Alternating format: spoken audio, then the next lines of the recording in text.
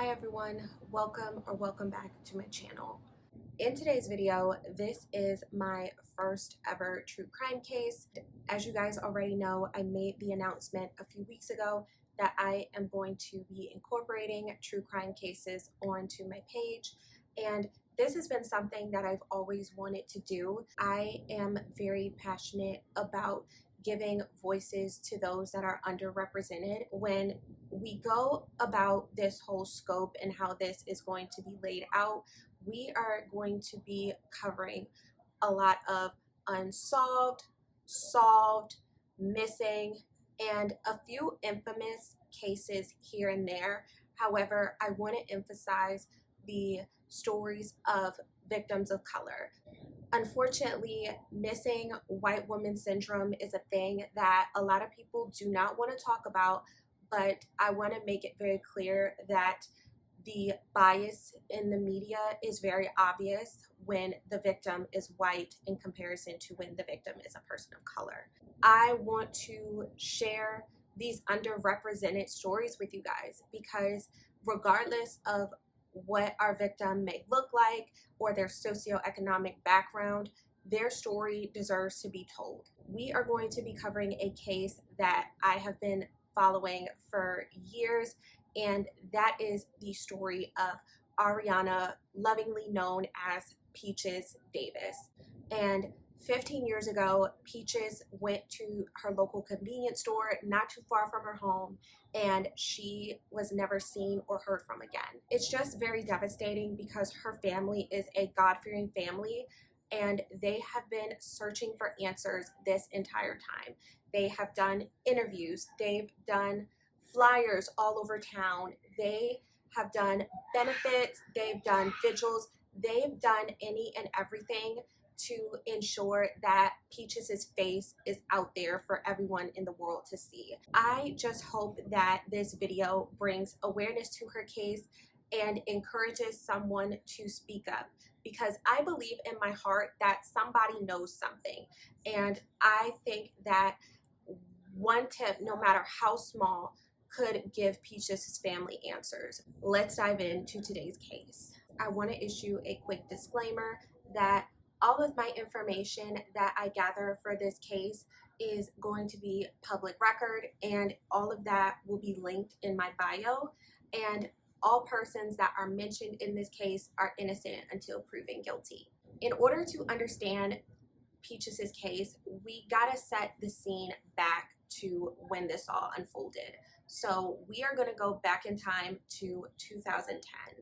And in this time period, smartphones were just becoming a thing, and a lot more people were getting onto social media, and Facebook was really popular at the time, and Twitter and Instagram were just launching, so you didn't get a lot of virality when it came to missing persons cases.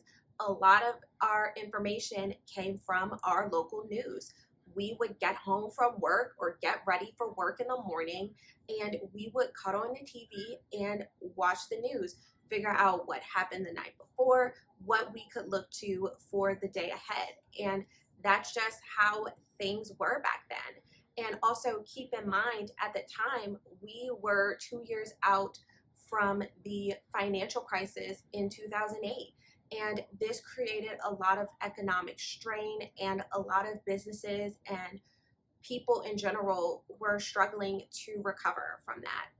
And investigations looked a lot different as well. Police heavily relied on DNA evidence, and of course, DNA technology has advanced so much over the last 15 years, and we also didn't really have advancements when it came to online tracking, because as I said earlier, social media and the internet was really picking up steam, and that's why unfortunately a lot of missing persons cases just simply fell through the cracks. When people talk about Peaches, the first thing that they're going to bring up is her smile. As you can see, she just had the most gorgeous smile, and Everyone said that the reason why she was named Peaches in the first place was because she had these cute round cheeks, and that was just the most precious thing when I read that. I think it's very sweet. Her mother, Zandra, told the CBS affiliate in Richmond that she is just a pleasant person. She is the laughter of the family. She was sweet, she's vibrant, and she was the glue that held everyone together. And at the time of her disappearance, Peaches was 20 years old. Peaches was a student at Fortress College, which, from my understanding, it is a trade school, and it is just off of I-64 in Richmond. She was studying to be a massage therapist, and she was 6 weeks out from graduation. And that career path alone tells me that Peaches wanted to help people. She wanted to make people feel comfortable and help them get into their safe space emotionally and physically. Now, that brings us to April 30th, 2010. At around 1:15 p.m., Peaches' brother William said that he was heading out to visit their grandmother very briefly, and him and Peaches ended up running into each other, and Peaches was heading to the convenience store, the J Express Mart. Now, according to Google Maps, that is about 3 blocks away from the family's home. So about a 5 to 15-minute walk, give or take. And Peaches said, hey, I'm going to the store, I'm going to get a couple things, and I will be back. Prior to Peaches' leaving, her brother said that everything seemed fine. She didn't seem upset, she didn't seem mad, she seemed like she was in good spirits. So fast forward to 1:30 p.m., Peaches makes it to the store, and the clerk that was checking her out at the time told the NBC affiliate in Richmond that she had a smile on her face and that she was a regular customer. So people knew her when she walked through that door. And so she said that she gave Peaches a cigar and that she sold it to her, and Peaches had a smile when she was walking out of the door. After that, Peaches left the store and she headed towards Coke Avenue, I think is how you say it. So it's just off of Masonic Lane. And that was, like I said, it was a very short walk for her to get back to her house. However, Peaches never made it back. When William returned home, he noticed that the back door was open.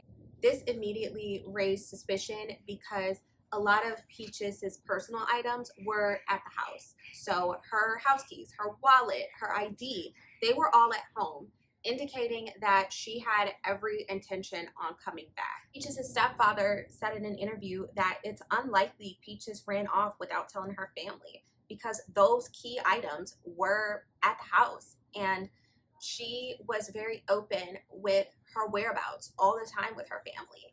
And it just didn't make sense to them that she would just go to the store and not come back. That leads us into the investigation. The investigation to this day is being handled by Henrico Police. According to witnesses' accounts on the True Case Files website, they said that Peaches was last seen in the company of a man.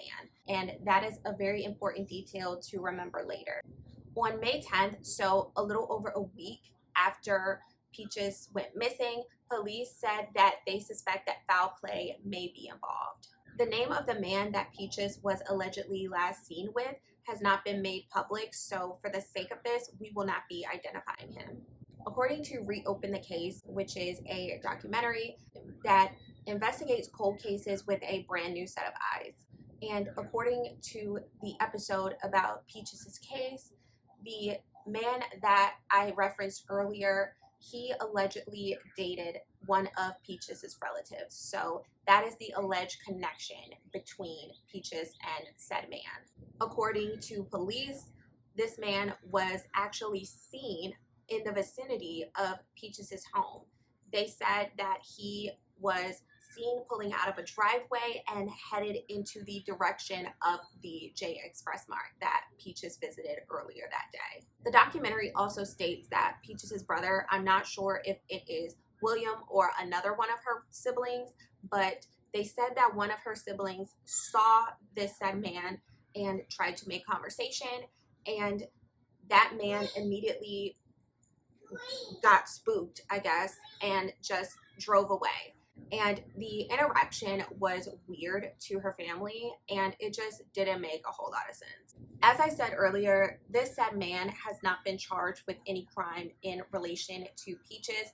However, 1 year after Peaches disappeared, this man was convicted of a brutal attack on a woman in the area, and she survived, and he is currently in prison serving time for that crime. And honestly, you guys, after that, there has not been any brand new leads. It's been said that there has been no activity on her phone, and her family has been working tirelessly throughout the years to make sure that her case stays in the minds of those in the community. And when I say they tried everything, they tried everything. They've held gospel benefits, they've held vigils, and they put up flyers in and around the area. And online, a lot of people have said that they've seen the flyers, but they had no idea that Peaches was missing. And that is just crazy to think about, because it's like, I constantly bring up missing white women syndrome, but it just shows that, like, what, 2 years after Peaches went missing, her brother spoke to the NBC affiliate in Richmond, and he said that his birthday falls the day after Peaches went missing, which is just so heartbreaking to think about. He said in part, "It hurts. It really does. I'm not going to sit here and say it doesn't, because it does. We're trying to get through the days, but it's rough."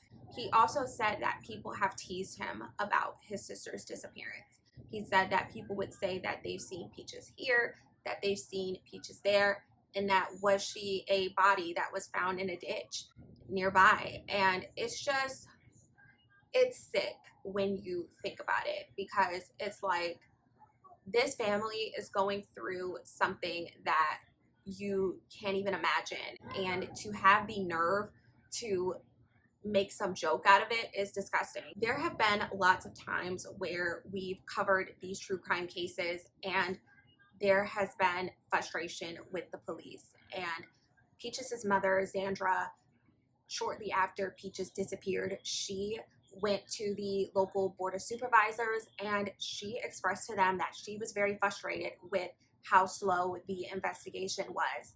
And she allegedly told them that she was told that since Peaches is an adult, that they had to wait between 48 to 72 hours in order to intervene.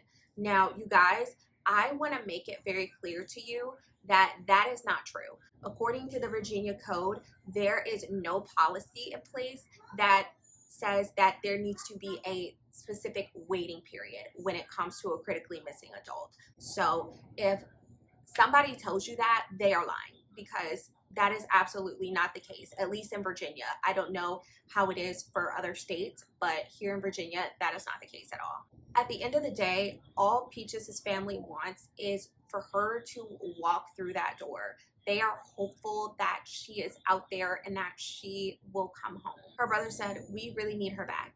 We really need her back." That just really goes to show that they love Peaches so much, and the community love Peaches so much, because they are willing to move the ends of the earth to ensure that Peaches' face is out there for everyone to see. Back in 2017, Peaches' family held an awareness event. Governor of Virginia at the time, Terry McAuliffe, declared April 29th National Missing Persons Day. And this, of course, is to help raise awareness for active missing persons investigations.